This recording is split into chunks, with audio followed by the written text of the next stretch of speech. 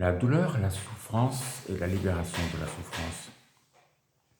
La douleur est un phénomène physique, physiologique. Lorsqu'on a mal aux dents, on a mal.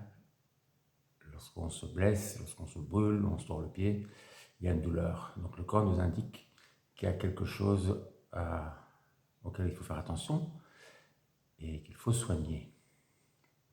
La souffrance, par contre, est un tout petit peu différente. Elle naît d'interactions humaines qui peuvent être difficiles.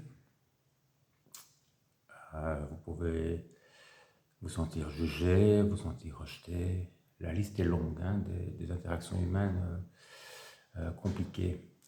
Et donc, quand c'est compliqué, il y a une douleur qui arrive, une douleur émotionnelle.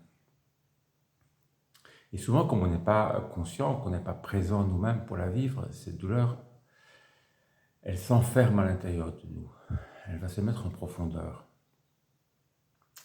Et puis l'accumulation d'événements un peu semblables qui peuvent se répéter font que des douleurs peuvent s'accumuler et créer de la souffrance.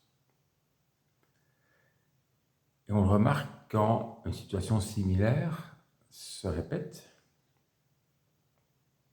Et donc ça réveille cette douleur émotionnelle. Si toute mon enfance j'ai été jugé, il suffit que le premier venu ou quelqu'un de proche refasse un jugement et blanc, la douleur émotionnelle revient.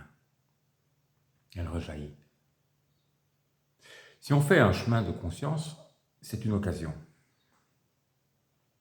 C'est une occasion d'en prendre conscience qu'on a subi quelque chose qui est douloureux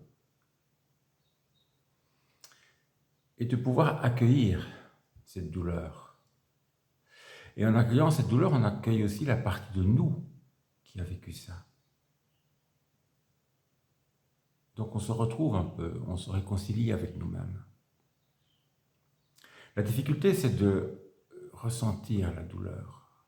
Parce qu'on fait tout, comme les animaux, on fait tout pour ne pas souffrir, pour ne pas avoir mal. Donc on la fuit, on fuit la douleur.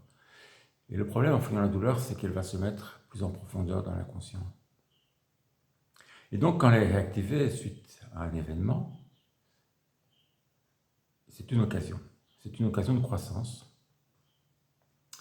C'est une occasion de se libérer de la douleur. Mais pour s'en libérer, on a besoin de la vivre vraiment à fond, d'en être conscient. Et de vivre, ou de revivre l'interaction, peut-être telle qu'elle a été au départ, peut-être dans l'enfance ou plus tard dans l'adolescence. Et alors s'en libérer. En la revivant, on peut s'en libérer. Et ce qui est intéressant en se libérant, c'est que quand on retrouve une situation similaire par la suite, eh bien on peut se rendre compte que le jugement, par exemple, si c'est un jugement, eh bien, il ne touche plus, ou beaucoup moins. S'il touche encore, c'est qu'il y a encore quelque chose qui est réactivé. Si c'est guéri, il ne touche plus. Donc, on ne donne plus le pouvoir à l'autre de nous blesser. On arrête de subir. On arrête d'être victime. C'est énorme. Et si on va un peu plus loin encore, on peut voir que la personne qui nous juge, c'est pas vraiment à nous qu'elle dit ça. La personne qui nous juge vit elle-même à partir d'un jugement. Peut-être d'un jugement qu'elle elle-même a reçu. Et donc elle vit à partir d'un jugement ou d'une autre émotion, d'une autre attitude qui peut aussi l'enfermer. Et donc, on peut comprendre ça et avoir de l'empathie pour la personne, de la compréhension pour la personne. C'est tout à fait différent que quand on subit la douleur et qu'elle est cristallisée, qu'elle se forme en souffrance. Et donc on a fait l'expérience que toute souffrance, toute douleur peut être libérée. Il suffit d'avoir du courage.